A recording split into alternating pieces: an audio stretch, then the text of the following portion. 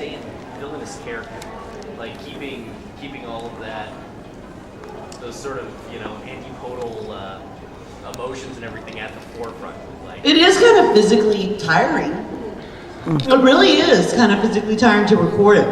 I was texting Cason the whole time I was recording the last of MB, and I was like, I'm gonna die. I am so tired. My body hurts. And he's like, it was the same way when you did it. It's tiring. Yeah, it is, because really tiring. That's the only problem with, unlike the protagonist who, well, they fight too, but it usually ends up well for them. The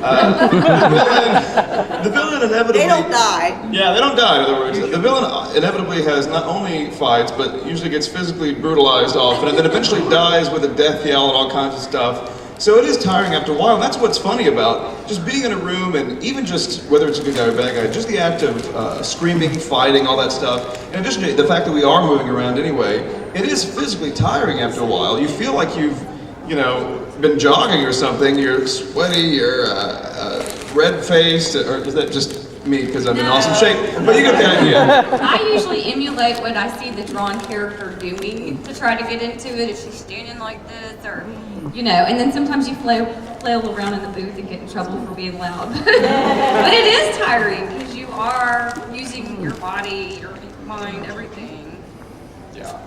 And if it's a voice where you have to pitch it in a weird place, sometimes they'll try to get you to do a 3 or 4 hour session, and you can't. At least I can't. Yeah, that is just another thing. Yeah, villains often, unlike the protagonist, which is usually the male or the voice is more natural. It's more natural. It's usually the male or female speaking voice, either slightly up to be a little younger or whatever, but usually the villain's voice is also monstrous in some way or a little more difficult, placed in a strange spot, and so therefore that's also taxing, not necessarily painful, but to keep it where it should be is a little difficult. And the thing with Cason, I don't know so much about the villain thing, but he is our resident creature. He does all the creatures. I'm a human being. No, he does. He does all the little marmots and whatever we got going on. He usually does those characters, and they are really hard to do. I mean, they're just hard on your voice to do all those little weird creatures, but he's really good at it. They're hard. DBZ boot camp. Gargling razor blades. Yes? Who, in your opinion, is the most villainous of villains? Like, so evil or sadistic or just completely malicious that you cannot help but be classified as a villain. There is no hero to that. You know the Full Metal movie, The Conqueror of Shambhala Ding Dong? I would say a character that we not so lovingly refer to as Anime Hitler. I'm gonna go Anime Hitler. It's hard to find the good in that character, so for me, that you can't get much worse than that. And it's an actual, torn from the pages of history, terrible person. Anyone else got a villain? MV's pretty bad. Yeah. Pretty bad. I don't think you classify it really any other way. I guess it has some endearing moments, not very often. Yes. My one demon's pretty evil if anyone ever gets to see it. I've got a new job!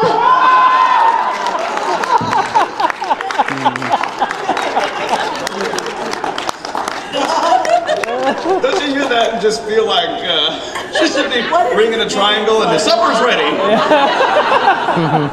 I need to ask her to write down the names, so when I get called in, here it is. Anyway.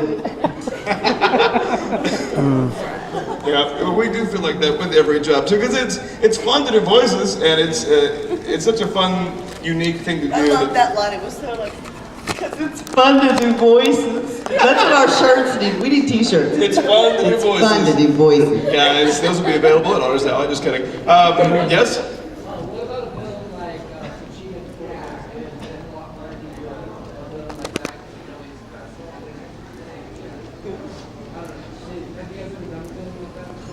I didn't hear a villain like what? Son, you better project. But Gina back before he was, before he turned good, I mean, is it hard to do a villain like that because he's going to be like good guys? Someone's playing cricket noises over your voice. Yeah. So wrong. So you're playing a villain that's going to turn good. Yes. Does that make it more difficult to play that villain? Hold on, I'm trying to listen for the cricket. I feel you. The cricket's gone, guys.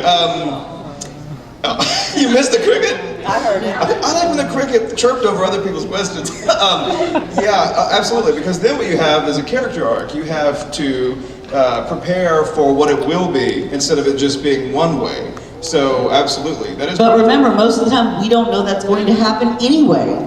So rely on the director, that's for sure. you make the adjustment that day. You're like, oh wow, I get to wait. Hold on, I'm getting that. Hold on, hold Our on. song. I said that. I had a line in one of Chris's shows. I don't even remember what the character was. The line was "Hold on," and this is what I said: "Hold on." Or something like that. He goes, "What did you? Why did you just do it that way?" I said, "I don't know. We left it. What how did it go? Was it hold on It was, upwards, right? Yeah. It was just, Hold on, like yeah. that." She essentially sang it. We left it in because it ruled. It's weird how sometimes the inflection that's in your head is not what comes out of your mouth. And you're like, that's not how it sounded in my head. That happens to me a lot. Well, that's just like when you leave. Awkward inflections. Hi, it's nice to meet you. It's kind of weird. It's like a voice message when you leave an outgoing voice message. It's awkward, like we said. So it's, you hear, hey, you've reached 555. Oh, that's awkward. It's just your own voice. It's always. But you don't know what you're going to say. It's like, look at line 22. 3 beeps and then you start talking. So it's sort of, you're kind of lucky if anything comes out at that point. Yeah. That's true. We just pray every line. We just sit and pray.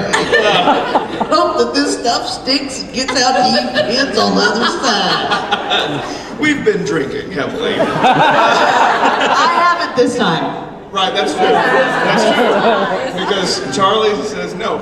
But Larry has an incredible drinking problem. That's why he's so happy, guys. Yes? Okay, as the voice of Envy itself, what do you think its gender is? Seriously. Notice she. Seriously. Let's not. Oh, for reals. Let's not mess around, guys. I don't know. I really don't. Sometimes I feel like a nut, sometimes I don't. You know? You always call it an it. I do always call it it. And sometimes I do feel very masculine in the booth, and sometimes I don't. And it depends on the lines and what's happening that day. I don't know.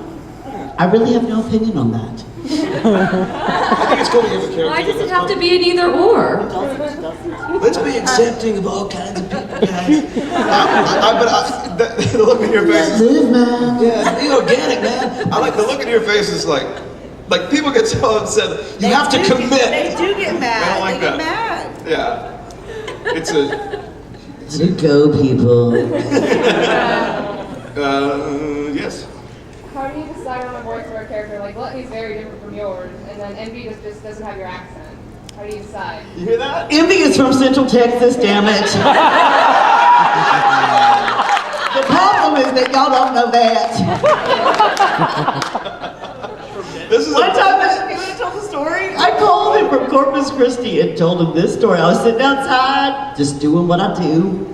And this kid came up and said, so, Envy sounds Texan. Is Envy from Texas? And I was like, all of my characters are from Texas. I just started naming them all off. I was like, the Red Hot Fever Demon is from East Texas. I went through every character and put them all like all over the map. Yeah. It was really funny. To me. That's just mad at you. Envy's from Beaumont, Texas. That's right. What was the question? How do you decide on the voice for the character? How do you decide on it? Well, first you decide what part of Texas am I from. I mean, like a lot of it, I mean, not to demystify it too much, but a lot of it is what the director wants. You know, really, you coming, I think it was Chris Ayers, we were on a directing panel, who once said, and I agree, he said, if there's ever a show that you watch and there is a voice actor who you think didn't do a very good job, he said, that's our fault, meaning the director. Because at the end of the day, the director is the one who chooses the take. So, if the So actor, kick their butts. if the- Sometimes they give you line readings. That's true. I mean, Say it like- sometimes the actor likes take 4 and you pick take 7, and they feel like they were better represented in 4, and so there's a lot of that. So Or there was really, an awkward inflection. You do 16 takes, they all sound the same. nice to meet you. Nice to meet you. Nice to. That's fine. Nice to meet you. Nice to meet you. Nice to meet you. That's the one. So it's really up to the director, although in the case of Gluttony specifically, they began it one way. At the beginning of the original Full Metal, they kind of went for a monster-ier thing, and then they slowly backed it off into closer to what the Japanese did. First it was like a low, guttural, trolley monster sound, and then went back to that kind of high-pitched, all over the map voice that is like better. So yeah, that changed. But once again, I'm just like, I will do what you tell me. I got no strings. So there's a little bit. So there's a little bit That's part our of that. job, is to do exactly what the director wants.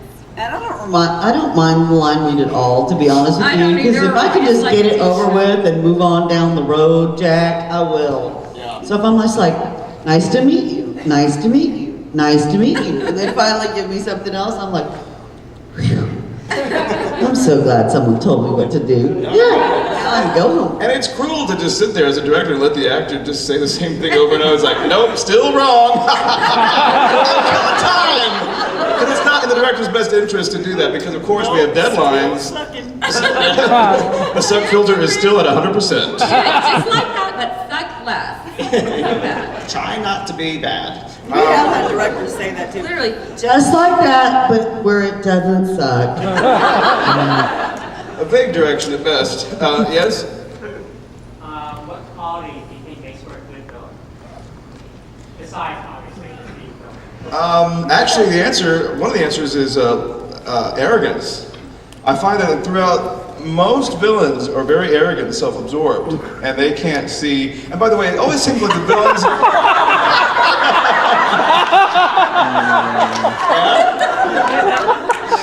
They're often laughing more than any of their character because they're so happy You with must their not own. know what is going on. She didn't get the pie chart No, today. the pie The chart- pie chart? It's all about me, Cynthia. Everybody knows that. Although sometimes really nice people. So If you're really self-absorbed, that helps. a total lack of empathy, an awesome hat and scarf ensemble. Total lack of empathy. That's right. I'd say also put your fear of sounding like an idiot on the shelf and just go for it. Confidence. It's weird hearing your own voice in your own ears saying monstrous things, but you just gotta let it all rip. Let it all rip, let it all hang out. And other statements that sound like other statements. Do you have an opinion besides? No. Nah, it's good. Yes? Oh, I guess this might be kind of a stereotyping, but it seems like in a lot of anime, the role of the villain is a little more ambiguous as far as females, as opposed to, let's say, I don't know, a Western comic, where it's very good and very bad. Yeah. And I guess maybe it's just part of a certain genre of anime, but I mean, a lot of anime I've seen, there's a lot more ambiguity, and I guess as the actor, is that frustrating, or is it just blurry? I think, can I answer just the first part of that? Please do. It is all about me, first of all. Second of all, yeah, I think it's great. I think anime in general, the characters have a lot more dimension and depth than, like you said, a westernized cartoon for the most part. And I think it's fun to play. I love that it's not just, one way or the black or white, and there's that. The layers make I it love more that. interesting, I think. Yeah. I mean, actors, of course, love a character they can really sink their teeth into and get the opportunity to show their own range and what they can bring to a character. So I think any actor would prefer a multifaceted, layered character than, just a guy wearing all black who's just plotting for 17 episodes. Yeah, so absolutely. I mean, it's funny that you would say westernized animation, because that makes me think of the word Western, and that's where you have the good guys in white and the bad guys in black, so you couldn't get more black and white than that. But yeah, I think actors like complicated roles even more. Yes? Do you guys ever find it hard to overcome, well, that makes it sound like a question, your accents? Is it ever hard to, do you just kind of slip into it sometimes? We never get called out. No, I do. Because you have to talk so fast, you're trying not to stumble, and then whatever your accent vice is easily slips in sometimes. I don't know. They've had to change complete and total dialogue for me. Yes. Yes. I apparently can't say the